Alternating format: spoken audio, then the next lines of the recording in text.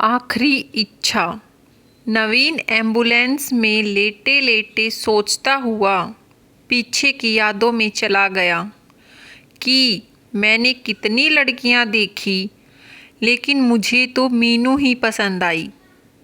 जब मैंने मीनू को पहली बार देखा तो वह मुझे इस दुनिया की सबसे सुंदर लड़की लगी और मैंने शादी के लिए मीनू को देखते ही हाँ कर दिया और थोड़े महीनों बाद ही हमारी शादी हो गई।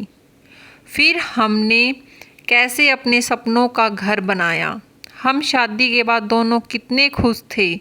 मैं रात दिन ऑफिस में काम किया करता था और फिर हमारे जीवन में एक खुशी और आ गई जब हमारा बेटा विहान हमारी ज़िंदगी में आया। तब तो हम दोनों की खुशी का कोई ठिकाना ही नहीं रहा।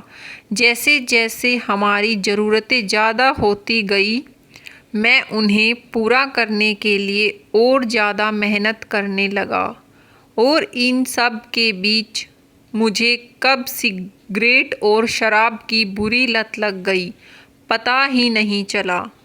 मीनू ने तो मुझे कितनी बार रोकना चाहा कि ये बुरी आदतें छोड़ दो। इन बुरी आदतों ने मुझे इस तरह जकड़ा कि मुझे मीनू की बातें ही समझ नहीं आती थी और इन बुरी आदतों की वजह से हमारे घर में रोज़ाना झगड़े होने लगे और इन्हीं आदतों की लत के कारण मैंने अपनी फैमिली को भी टाइम नहीं दिया।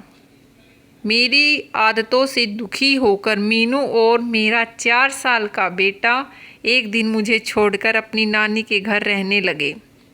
मैं तो एकदम अकेला हो गया। मैं फिर दिन रात दारू पीने लगा। मैंने मीनू को मनाने की कोशिश भी नहीं की। काश मैं अपनी मीनू से उसी समय माफ़ी मांग लेता और सारी बुरी आदतों को भी छोड़ देता तो कितना अच्छा होता। लेकिन मैंने मीनू को मनाने की कोशिश भी नहीं की और उसको लेने तक नहीं गया। आज पूरा 1 साल हो गया, मैंने मीनू से बात तक नहीं की और उसके जाने के बाद तो अब घर भी घर नहीं लगता।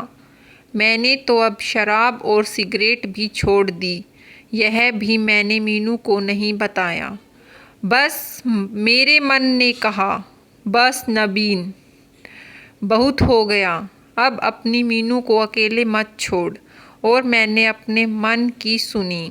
इसलिए आज मैं घर से बहुत खुश होकर निकला और मुझे इतनी खुशी थी मीनू से मिलने की और उसे देखने की कि मुझे बाहर सड़क पर गाड़ी का हॉर्न तक सुनाई नहीं दिया और मेरा एक्सीडेंट हो गया और इस तरह मेरी आखिरी इच्छा अधूरी ही रह गई।